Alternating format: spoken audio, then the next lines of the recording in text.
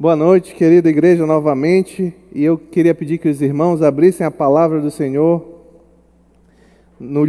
na carta de Tiago, capítulo 4, texto imediatamente posterior ao que nós consideramos no domingo à noite passado, capítulo 4, versículos 15 a 17, que nós vamos considerar hoje, na nossa série, da carta do apóstolo Tiago, capítulo 4, versículos 15 a 17.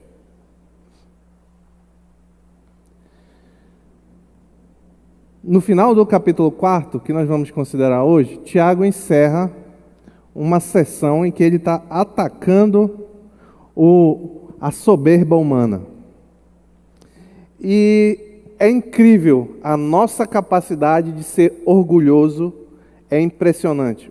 Nossa capacidade de ter soberba, orgulho, vanglória é impressionante. Eu creio e já disse aqui que, em última análise, o orgulho, a soberba, é a raiz de todos os pecados. Todos os pecados que você pode imaginar têm a sua origem inicial no orgulho, no coração que deixa de se render a Deus e se rende a qualquer outra coisa que não seja o Senhor. Não é à toa que o orgulho e a soberba está diretamente relacionada à queda de Satanás. Eu falei isso aqui no domingo passado e vou repetir. Satanás é alguém que é caracterizado pelo orgulho, pela soberba. Lá no livro do profeta Isaías, capítulo 14, versículos 13 a 15, que eu li aqui domingo passado, mostra o coração soberbo de Satanás planejando. Diz assim, capítulo 14, versículos 13 a 15 de Isaías. Olha o plano de Satanás, olha o que aconteceu. Você que dizia no seu coração, Satanás, você é Satanás. Subirei aos céus, erguerei meu trono acima das estrelas de Deus, e eu me assentarei no monte da Assembleia, no ponto mais elevado do Monte Santo. Subirei mais alto que as mais altas nuvens, serei como o Altíssimo. Olha o orgulho. Mas, diz o profeta, às profundezas do Sheol você será levado, ou às profundezas do inferno você será levado. Irá ao fundo do abismo. Então Satanás tem como seu motor o orgulho. Ele quer ser maior que Deus. E justamente esse orgulho que ele inseriu, que ele plantou no coração do homem. Nós vemos lá em Gênesis, capítulo 3, versículo 4 a 5. Não vou ler toda a narrativa, só o finalzinho, porque os irmãos conhecem. Lá diz isso, o texto, Gênesis, capítulo 3, versículo 4 a 5. Disse a serpente à mulher, certamente não morrerão. Qual é o contexto? Deus criou Adão e Eva, colocaram ali no jardim, e da árvore do conhecimento do fruto do bem e do mal, vocês não podem comer, porque no dia que comerem, certamente morrerão. E Satanás chega e diz para a mulher, certamente não morrerão. Deus sabe que, olha o argumento, no dia em que dele comerem, do fruto, seus olhos se abrirão. E vocês, aí aqui ó, olha onde sequestrou o coração de Eva. E vocês, como Deus, igual a Deus, serão conhecedores do bem e do mal. Nós, diariamente, nos enganamos da mesma forma. Diariamente nos enganamos da mesma forma e geralmente fazemos isso naquelas circunstâncias, naquelas ocasiões em que nós nos consideramos melhor. Naquilo que nós, entre aspas, somos bons. Eu lembro que há uns 16 anos atrás, mais ou menos, quando eu comecei a minha vida na carreira de advogado, para quem não sabe, eu fui muitos anos advogado, nós tínhamos uma reunião de agenda. Semanalmente nós nos reuníamos para passar o prazo e a gente anotava aqueles prazos e responsabilidades que teria na semana.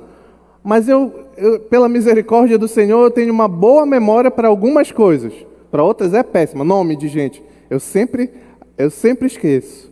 Mas algumas coisas eu tenho boa memória. E eu confiava nessa minha boa memória. Eu disse assim, não, eu anoto porque está todo mundo vendo, eu tenho que anotar, mas eu não preciso olhar para a agenda. Está tudo aqui. Está tudo na cachola. Só que depois de alguns anos, no início até deu certo, por um tempo. Mas depois de alguns anos não foi tão fácil assim. Acho que a gente vai ficando mais velho e vai começando a esquecer das coisas. E aí, isso o que revela? Que eu, com meu coração orgulhoso, confiava sobremaneira nas minhas habilidades e nas minhas, entre aspas, qualidades. Só que Tiago vai mostrar agora, vai encerrar o que ele já está mostrando há um tempo, que existe um caminho muito melhor. Então vamos ler, enfim, o texto da palavra do Senhor. Diz assim, Tiago, capítulo 4, versículos a partir do 15. Ao invés disso, deveriam dizer, se o Senhor quiser, viveremos e faremos isto ou aquilo. Agora, porém, vocês se vangloriam das suas pretensões. Toda vanglória como essa é maligna. Pensem nisto, pois quem sabe que deve fazer o bem e não o faz, comete pecado. Amém? Vamos orar. Pai querido, obrigado pela Tua palavra, Senhor. Que ela seja um instrumento de edificação, transformação, correção de direção na Tua casa, na minha vida e na vida dos meus irmãos, Pai. É o que eu te peço, em nome de Jesus. Amém. O pano de fundo, aqui como eu já adiantei uma parte, Tiago está fazendo um contraste entre, desde o início do capítulo 4 até o finalzinho do capítulo 3, ele está fazendo um contraste entre dois tipos de coração humano. O coração orgulhoso e o coração humilde. E nós vimos lá, avançando um pouco mais, quando consideramos aqui o capítulo 4, versículos 7 a 10, que no capítulo 10 ele conclui a ideia daquele que deve andar como cristão. Ele diz, humilhem-se diante do Senhor e Ele os exaltará.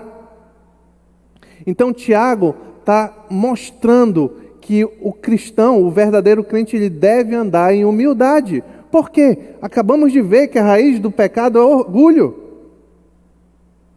O cristão, ele deve buscar andar em santidade. Tem um livro que o pastor Raik me orientou que eu lesse, eu oriento aos irmãos, se puderem, busquem e leiam, que é Humildade, a Beleza da Santidade, do Ian Murray. É muito bíblico o livro, eu aconselho os irmãos a lerem. Nesse livro ele vai mostrar o oposto, como a humildade é justamente o centro da santidade. É isso que Tiago está fazendo aqui, orientando aqueles destinatários da sua carta a andarem em santidade. E ele tratou de um exemplo prático nos versos 11 e 12 do capítulo 4, que aquele que quer andar em humildade, ele não deve estar fofocando, falando mal dos outros, maldizendo os outros, julgando os outros como se ele em si fosse melhor. Esse foi o primeiro exemplo. No último domingo, vimos a segunda aplicação que Tiago faz para o caráter humilde, que é quanto ao planejar, quanto a planejar o futuro.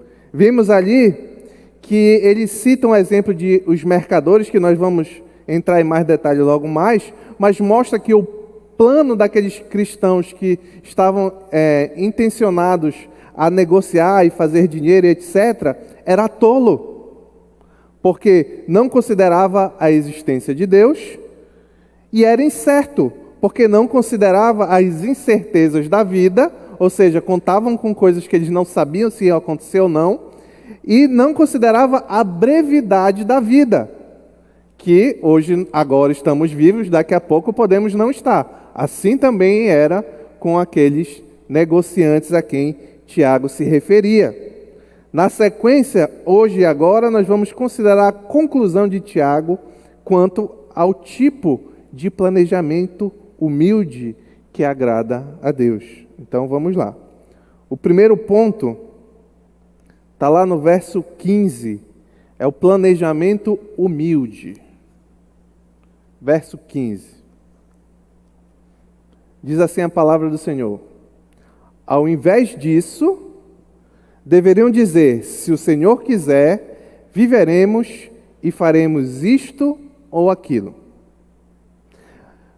Para o melhor entendimento, para quem não esteve aqui conosco domingo passado, aqui é importante ressaltar, aqui se refere ao disso que ele diz no início, ou, portanto, em outras traduções, ao invés disso, deveriam dizer: se o Senhor quiser, viveremos e faremos isto ou aquilo. Esse disso, ou ao invés disso no início, ele está se referindo ao versículo 13. Volta um pouquinho aí, no versículo 13. Olha qual é o disso aí. Ouçam agora vocês que dizem: hoje ou amanhã iremos para esta ou aquela cidade. Passaremos ali um ano, faremos negócios e ganharemos dinheiro. Ao invés disso, achar que vão passar um ano, fazer isso, aquilo e ganhar dinheiro, ao invés disso, ao invés de afirmar essas coisas, eles deveriam dizer, aí voltamos para o verso 15, se o Senhor quiser, viveremos e faremos isto ou aquilo. O que Tiago está ensinando? Primeiro, que Deus é soberano sobre as nossas vidas. E isso, muitas vezes, nós repetimos. Mas poucas vezes nós vivemos como se isso fosse verdade. Porque funciona assim. As coisas, elas existem uma relação lógica.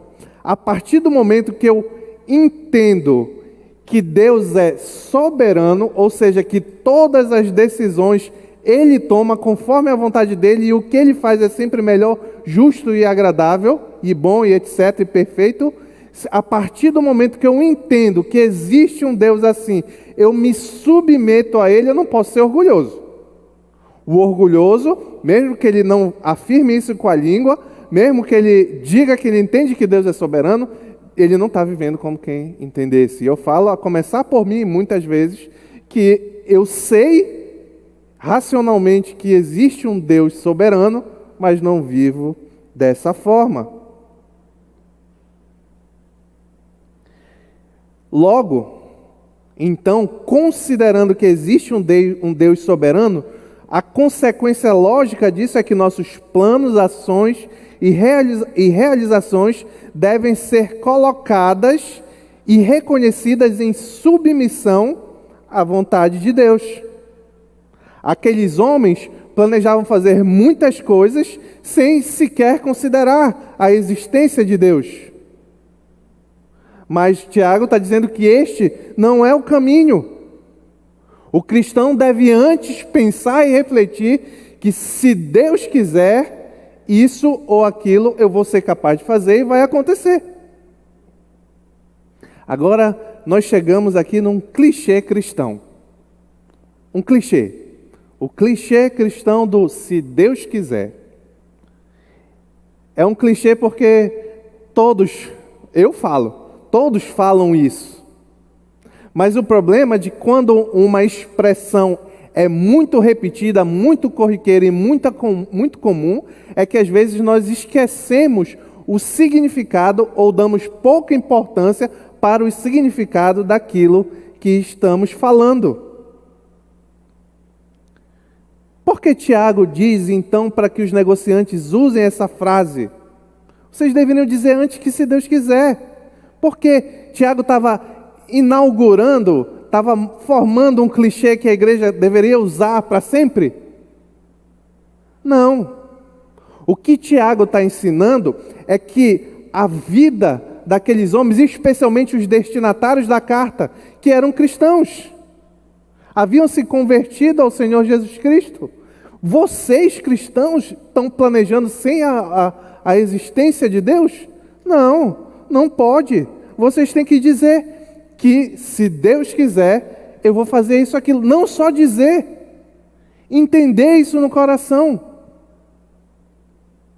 Só que observe que o texto não diz a eles quando e como usar a frase se Deus quiser. Essa é uma frase que não existe, é uma expressão que não existe no Antigo Testamento. Porém, no Novo Testamento, o apóstolo Paulo usa muitas vezes. Eu vou destacar apenas duas vezes. Atos dos Apóstolos, capítulo 18, versículo 21, Paulo diz: mas ao partir prometeu. Ele não é o autor, parênteses, Paulo não é o autor do livro de Atos dos Apóstolos, mas ele é um personagem, então ele tem fala no livro. Voltando, mas ao partir prometeu: voltarei, se for da vontade de Deus. É a mesma coisa. Se Deus quiser, se for da vontade de Deus, com a graça de Deus, é a mesma coisa. Então, embarcando, partiu de Éfeso, o apóstolo Paulo. Agora ele escrevendo a carta, a primeira carta aos Coríntios, no capítulo 16, versículo 7, ele diz: desta vez, não quero apenas vê-los e fazer uma visita de passagem, espero ficar algum tempo com vocês, se o Senhor permitir. Olha o coração do apóstolo Paulo sempre que ele enxergava o futuro e planejava algo. Não era, em primeiro lugar, ele não considerava a vontade dele. Ele estava considerando se o Senhor ia querer ou não, se o Senhor ia permitir ou não. Porque o apóstolo Paulo se submetia à soberania dele. Ele queria. Viu o que ele disse? Eu quero, não quero apenas vê-los, fazer uma visita, espero ficar algum tempo. É a minha vontade. Nós, no lugar do apóstolo Paulo, se tivermos como, vamos dizer: não, eu quero ficar algum tempo e eu vou ficar algum tempo. Esse era o erro daqueles negociantes: eu vou lá e vou ficar 1 ano.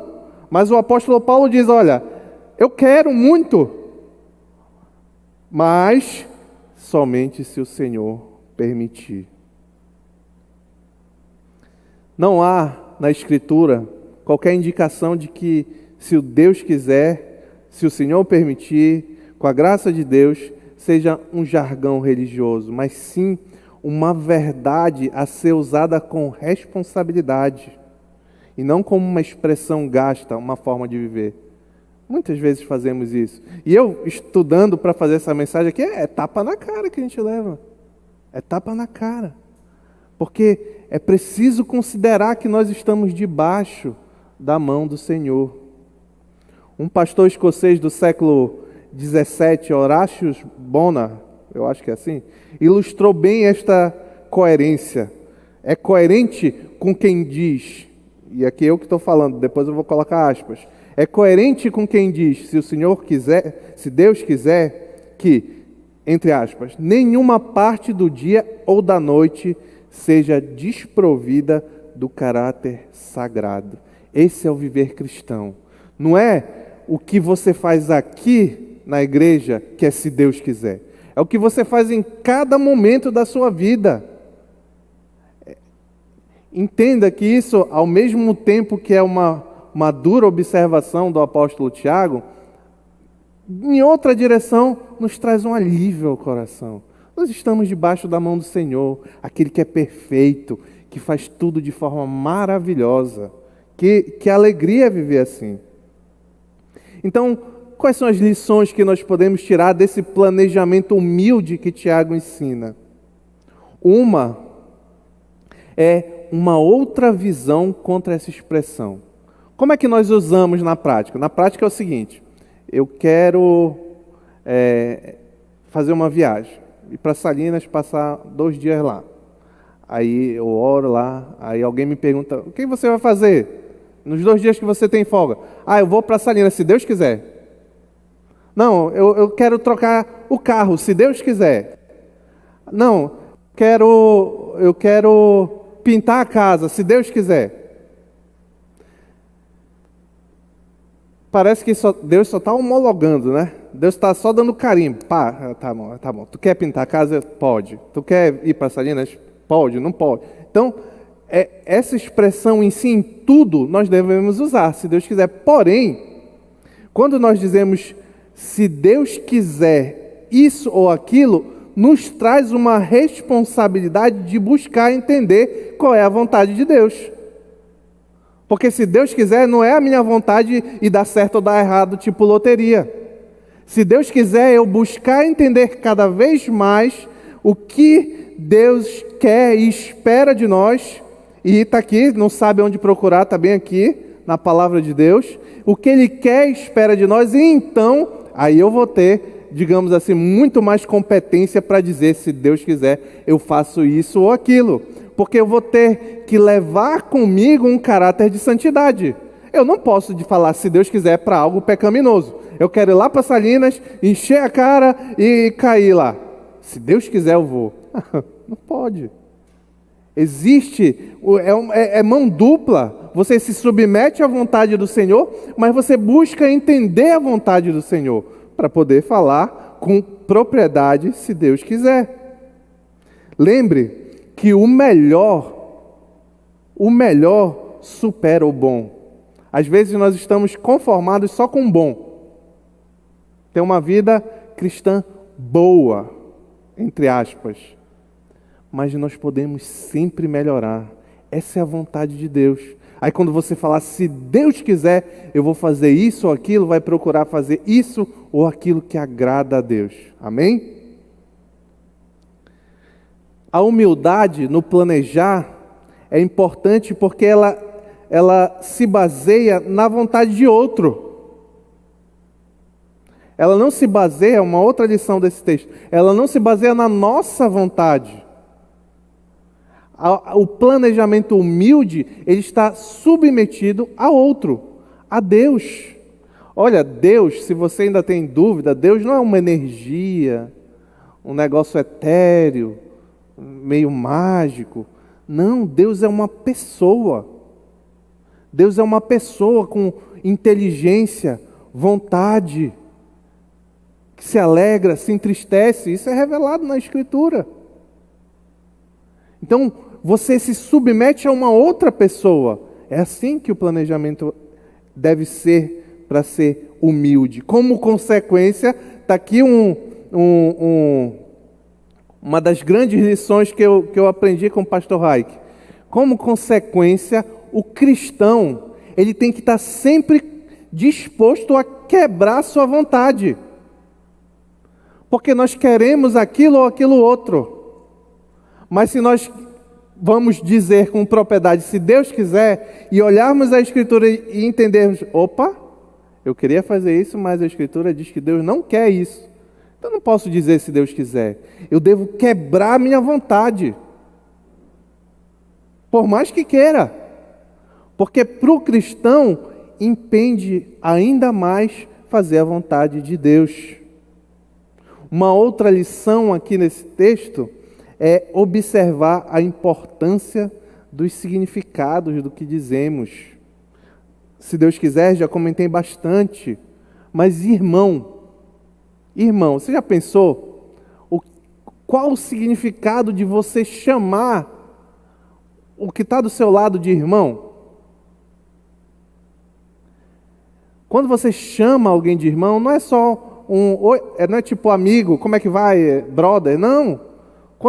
Brother é inglês, mas quando você chama de irmão, com propriedade no que você está dizendo, você está falando que o sangue de Jesus Cristo na cruz do Calvário foi derramado por aquele homem, ou aquela mulher, aquele jovem, aquela senhora, qualquer pessoa que você entende que é seu irmão.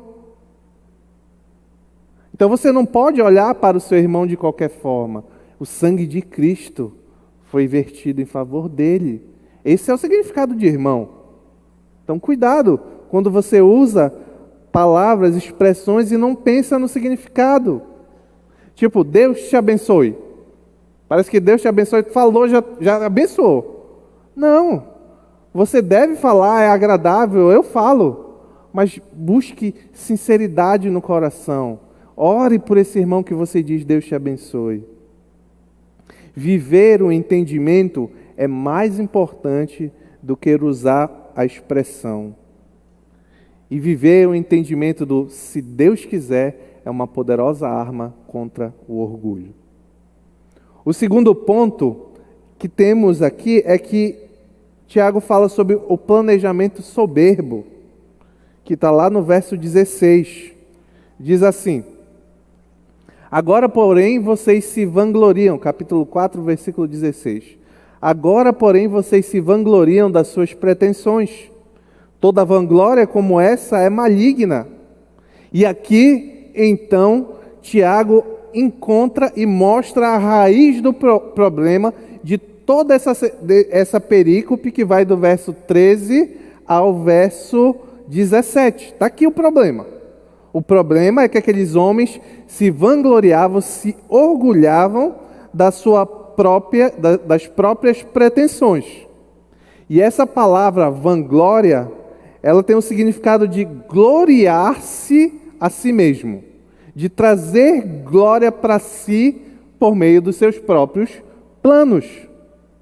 Isso é o oposto do que Tiago havia ensinado quando citou o Antigo Testamento, lá no verso 6. Volta um pouquinho. Olha lá. Olha como eles estavam caminhando em direção contrária. Tiago, capítulo 4, verso 6. Deus se opõe ao soberbo. Ou, parafraseando, Deus se opõe àquele que busca a glória para si, mas dá graça ao humilde. Nesse verso 6, Tiago está citando Provérbios 3:34. Possivelmente, aqueles negociantes, ou alguns deles, já haviam se aventurado em negócios. Lembrem que o contexto aqui era que os destinatários da carta de Tiago eram cristãos que haviam se convertido do judaísmo e por isso tinham sido expulsos de sua terra, de suas casas e estavam dispersos. Então, claro, logicamente eles tinham que arrumar forma de sustento. Só que o problema não era a forma de sustento, nós já vimos isso aqui. O problema é que eles não consideravam Deus no plano. Possivelmente alguns deles já tinham corrido riscos e alcançado lucro. Porque estava dando certo para alguns, outros ou os mesmos ficaram confiantes do que poderiam fazer. Está dando certo. O fulano foi lá, eu vou também, vai dar certo para mim também. O problema é que justamente quando as coisas dão certo para nós, é que nós somos tendenciosos a nos tornar orgulhosos. É o problema na tola confiança na autossuficiência. O orgulho humano não vale nada, inverte a natureza e o objetivo humano. Falei sobre o objetivo humano domingo passado. Em última análise, é a glória de Deus. O homem foi feito para glorificar a Deus. Quando ele traz glória para si, já inverteu tudo aí. Inclusive quando nós nos gloriamos nas nossas próprias realizações. Nós fizemos algo, deu certo, foi ótimo, maravilhoso. Isso é uma armadilha para o coração. Nós temos que, em tudo, dar graças e não se vangloriar em nós mesmos. Por quê? Tiago diz, toda vanglória como essa é maligna. Essa é uma atitude que não é aceitável a Deus. Isaías capítulo 42, versículo 8 diz, eu sou o Senhor, este é meu nome, não darei a outro a minha glória, nem a imagens o meu louvor. A Bíblia diz que toda, não diz que alguma glória é do Senhor, a maioria da glória é do Senhor. A Bíblia diz que toda honra e toda glória pertence ao Senhor. Qual é que sobra para nós? Qual é a glória que sobra para nós? Nenhuma. Toda honra, toda glória pertence ao Senhor. O apóstolo Paulo, grande homem do Senhor, talvez o instrumento mais poderoso dentre os homens que Deus já usou nessa terra, ele nos mostra isso com um exemplo claro lá em 2 Coríntios, capítulo 12, versículos 9 e 10.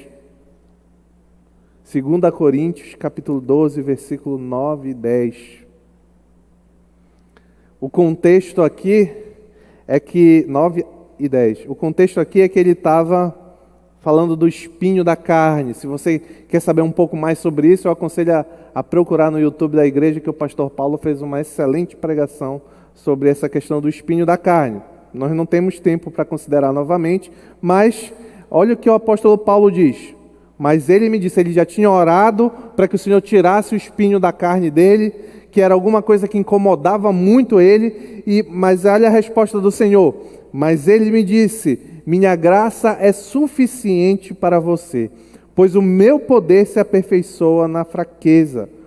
Portanto, olha lá o apóstolo Paulo, olha o coração do apóstolo Paulo. eu me gloriarei ainda mais alegremente em minhas fraquezas, para que o poder de Cristo repouse em mim. Nós geralmente fazemos o contrário, né? Ninguém se gloria nos seus erros e defeitos, ninguém faz isso. Todo mundo se gloria nos seus acertos. O apóstolo Paulo está dizendo que o certo é o contrário. Ele diz, por isso, porque ele se gloria nas fraquezas, ele diz, por isso, por amor de Cristo, regozijo-me, alegro-me nas fraquezas, nos insultos, nas necessidades, nas perseguições, nas angústias. Pois quando sou fraco, é que eu sou forte. O cristão, portanto, deve gloriar-se apenas na sua dependência de Deus. O fato de que você entregou um dia a sua vida a Cristo significa que quando o Espírito Santo fez a obra no seu coração, lhe arrancou da sua condição de pecador e lhe trouxe para a maravilhosa graça do nosso Senhor Jesus Cristo, significa aí que a sua vida não é mais sua. A sua vida pertence a Deus. Quais são as lições que podemos tirar deste verso, deste ponto? Não existem exceções para nos gloriarmos em nós mesmos. Não existe. Se você buscar algo, alguma coisa que você é muito bom, que você, mesmo que seja uma coisa realmente boa, mesmo assim não é razão para você se gloriar em si mesmo. É por isso que muitas vezes os cristãos são confundidos quando são colocados diante, por exemplo, de um projeto social.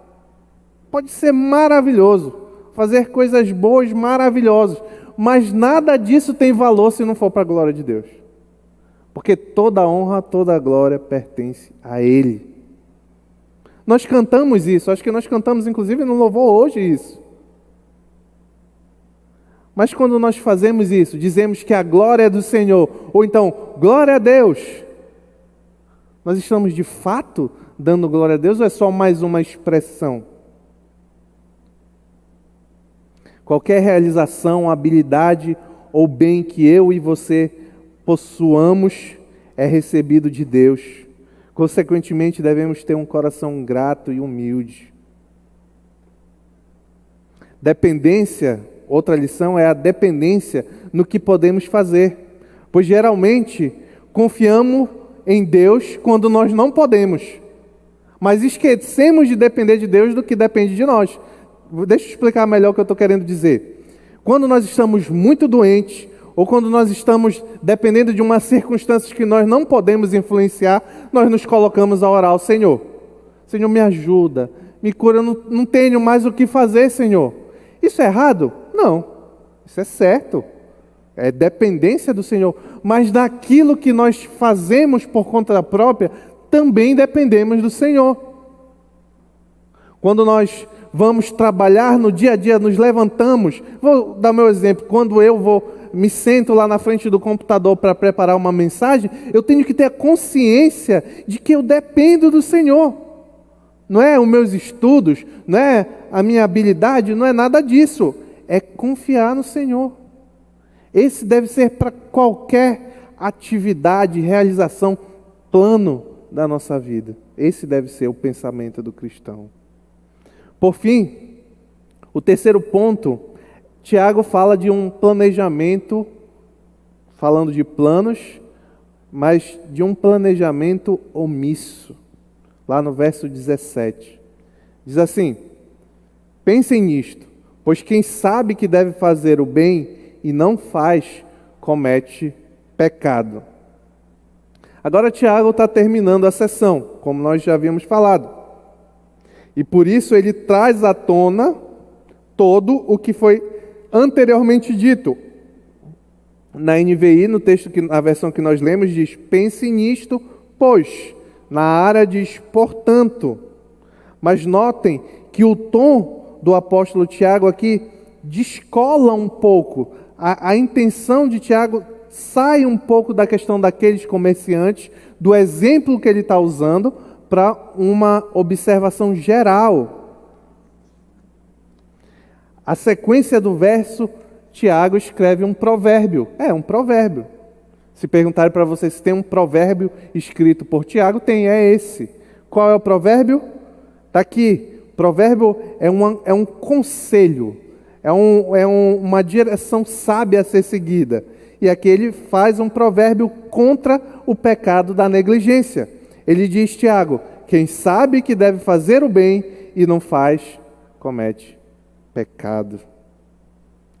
O conselho aqui de Tiago não é contra o pecado de ação, é contra o pecado de omissão.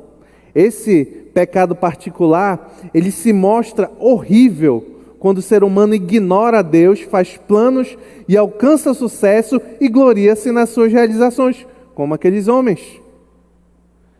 Deus nem passou aí por perto. Na prática, o ser humano repete o pecado de omissão sempre que ele não pratica o bem que ele deve fazer.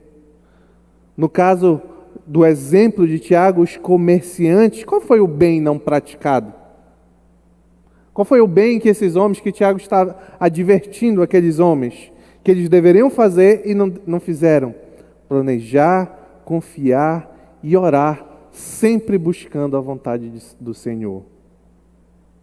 Um detalhe interessante aqui nesse verso é que Tiago se dirige à pessoa que sabe que deve fazer o bem. Ele não está falando para pessoas que cometem pecado por ignorância.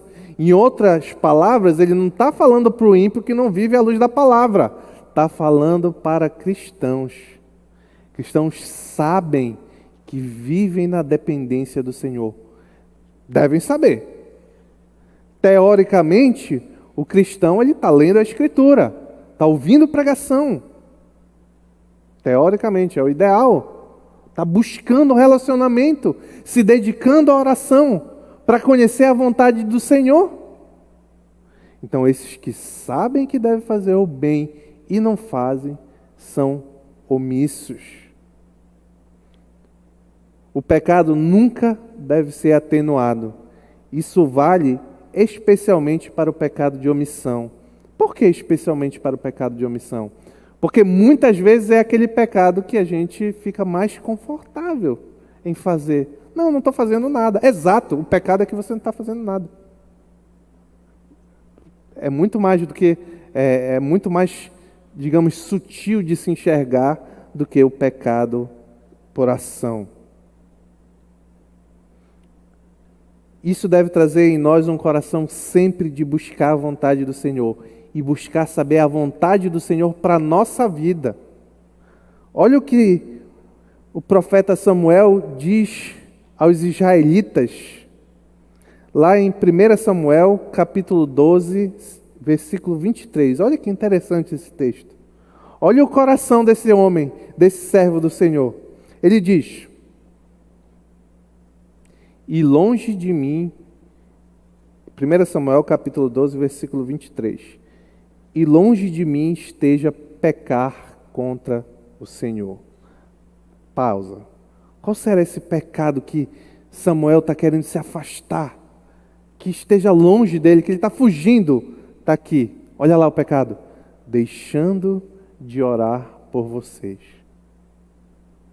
Quer dizer que se eu ficar em casa e não orar pelos meus irmãos, não orar pela minha igreja, não orar pelo meu pastor, não orar pelos irmãos enfermos, não é pecado? É. Olha, lembra que a gente falou de irmão ainda agora há pouco? Irmão é seu irmão. Cristo morreu por você da mesma forma que morreu por ele, para lhe adotar como filho de Deus. Ore pelos seus irmãos, ore pela igreja do Senhor. Não deixe de orar, que nós tenhamos o mesmo coração de Samuel, que esteja longe de nós pecar contra o Senhor, mas orarmos pela igreja dele. Em última análise, a negligência, a omissão, é o equivalente a ignorar a Deus e ao próximo. Portanto, é pecado contra a lei de Deus. Já vou caminhando para a conclusão. Existem algumas lições aqui desse final. Primeiro é que existem 2 grandes modos de ignorar a vontade de Deus. Na ação, quando fazemos aquilo que sabemos que Deus não agrada ao Senhor, e na omissão, quando não fazemos aquilo que sabemos que agrada ao Senhor. Pense sempre nisso. O segundo é que há um peso maior aqui sobre os cristãos. Como eu já disse, afinal nós estamos aqui ouvindo a palavra. Eu estou ouvindo a mesma palavra que eu estou falando para vocês, eu estou ouvindo aqui também. Traz responsabilidades.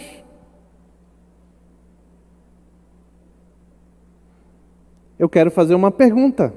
Quem aqui já atingiu a perfeição?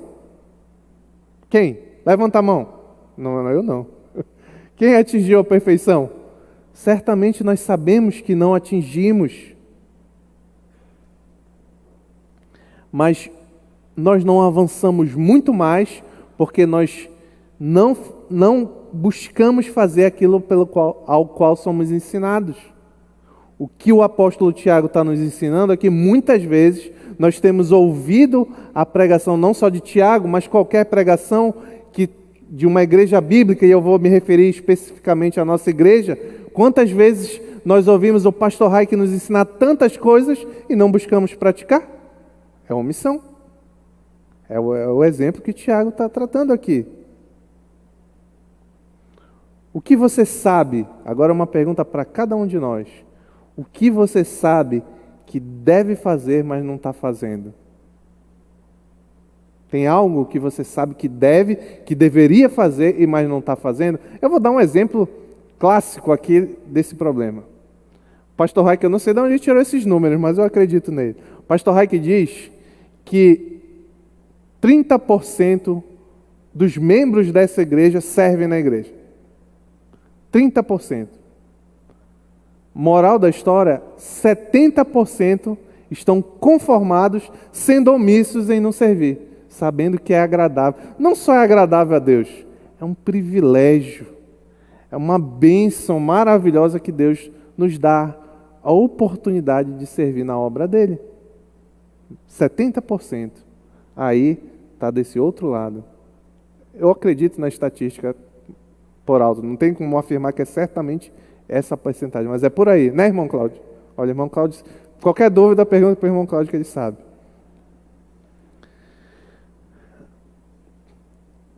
Concluindo, ao refutar também os pecados por omissão, Tiago ataca frontalmente o orgulho, nos ensinando como a vontade e a glória de Deus deve ser perseguida no planejamento que fazemos. Eu queria terminar esta mensagem, essa sessão, trazendo uma grande humilhação para todos nós. Uma grande humilhação. Está lá em Mateus capítulo 22, versículos 34 a 40. Uma grande humilhação.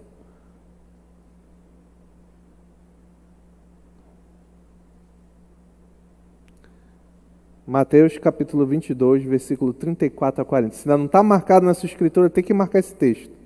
Diz assim: ao ouvirem dizer que Jesus havia deixado os saduceus sem resposta, os fariseus se reuniram.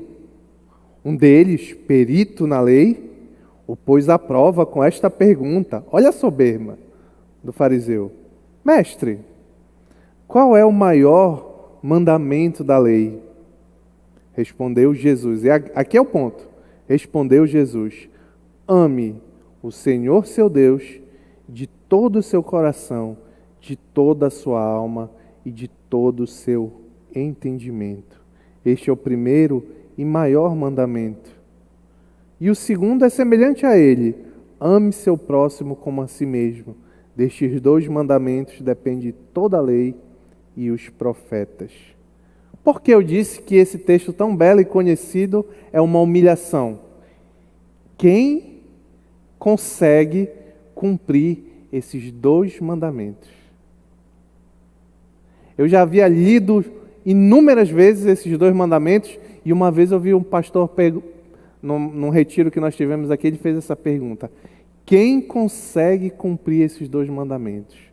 Amar ao Senhor, nosso Deus, de todo o coração, de toda a sua alma e todo o entendimento.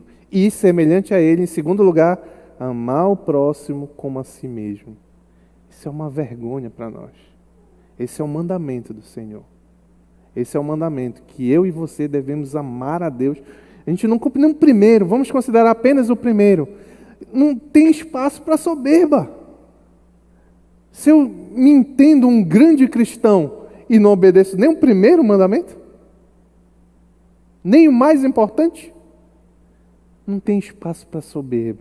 Mas se terminasse aqui, o nosso destino era terrível. Mas qual é a salvação? Porque mesmo nós não conseguindo cumprir, Deus sabe que nós não conseguimos. A salvação é a cruz de Cristo. Cristo morreu na cruz do Calvário. Para você ser salvo, você não precisa conseguir amar a Deus com toda a sua força, todo o seu entendimento. Deve buscar isso, com vigor. Mas a salvação não vem disso. A salvação é para pecadores e humilhados, que devem se entregar e confiar na obra de Jesus Cristo, e não na nossa obra, no nosso coração. Amém?